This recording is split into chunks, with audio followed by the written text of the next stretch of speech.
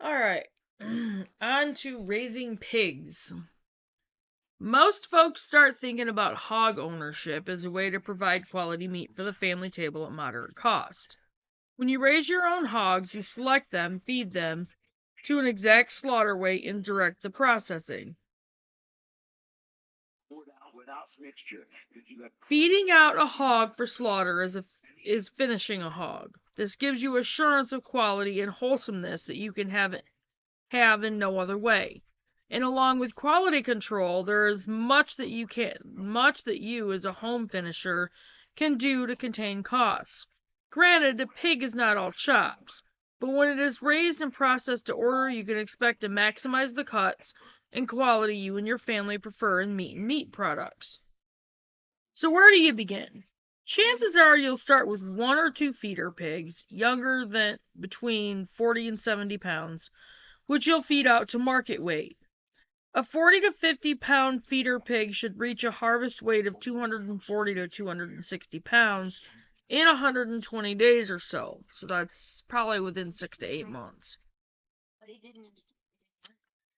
If you're getting started in cold or wet weather, look for a pig that's closer to 70 pounds. A larger pig will be better able to cope with harsh conditions. Like many other herd animals, pigs are much more content when they're raised in groups. So you might consider raising 2 pigs instead of 1.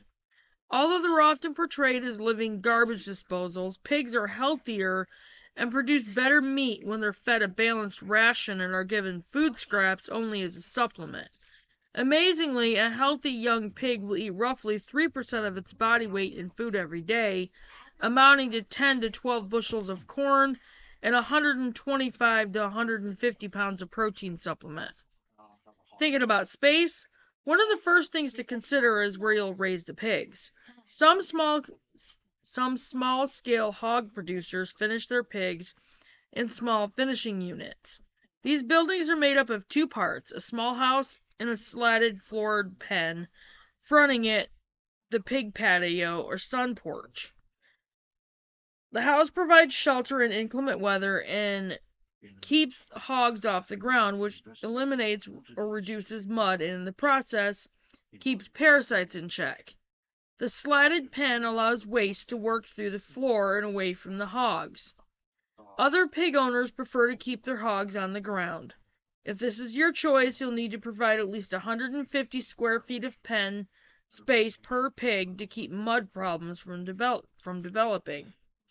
In very wet, low areas, that space amount may have to be tripled. Hog lots become muddy not from the rooting activity of the pigs, which can be controlled with the use of humane nose rings, but from excessive foot traffic and those sharp pointed hooves. You'll still need a house for shelter, since it will be the animal's only dry retreat in wet or raw weather. Not to mention fencing made of hog panels or electric wire. Hogs in the garden. Letting pigs into the garden may sound like a recipe for disaster, but not if they're put there with a plan. Where space permits, many pig owners will maintain 2 separate, often adjacent garden plots. One will be used for a season and the other will be left fallow. In the fallow plot, you will go a small hut and 1 or 2 growing shotes, young pigs. Their rooting activities will improve soil tilt and help turn under any crop residues, and their waste will enrich the soil. Spent bedding from the hut can be thrown out for them to work into the garden soil also. A pig patio can be set up adjacent to the garden, so that spoiled vegetables, spent plants, and other garden waste can be thrown into the pen as a boost to the pig's ration. Excuse me. Pig raising is simplest and most efficient in climates without great extremes in temperature or precipitation. The grow out period will normally be between 90 and 120 days, depending on the starting weight of the pig or pigs, and can usually be fit into the spring or fall season to avoid the weather extremes of a Missouri summer or a Maine winter. Small producers with simple facilities following a seasonal plan of production can realize 2 litters per sow per year without taxing their time or resources. and it is reasonable to expect those litters to have a weaning average of 8 or 9 good pigs. Modern swine breeds.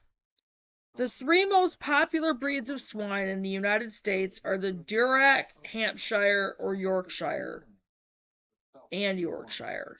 They are their crosses and the backbone of the pork industry. They and their crosses are the backbone of the pork industry. Sorry, guys. The development and preservation was the loving work of generations of small and mid-sized family farmers.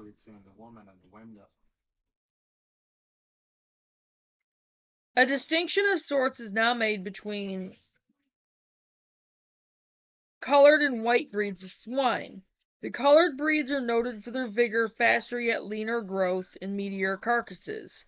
The white breeds, on the other hand, are strong in the traits needed for successful pig raising. They milk better than do colored breeds, and as a group tend to farrow larger litters. They also have the docile nature you need when you're raising and weaning large litters. Minor breeds. Other swine breeds found in the United States are termed minor breeds, and sad to say, some of them have to be considered truly endangered.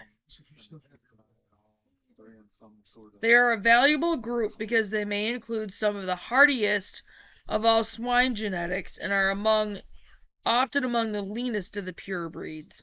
Some of these are the Tamworth, a light red breed of English origin with erect ears. The Wessex, a hardy black and white breed with drooping ears.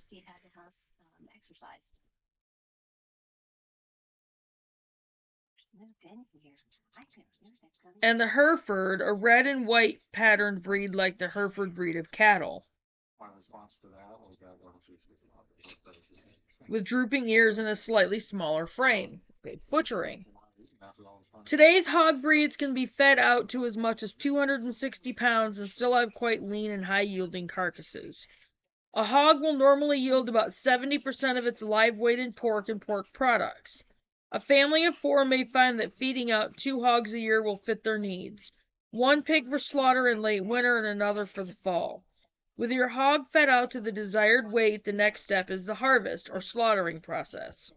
As with any large animal, this is a process that requires a certain level of skill to be accomplished quickly, cleanly, and humanely.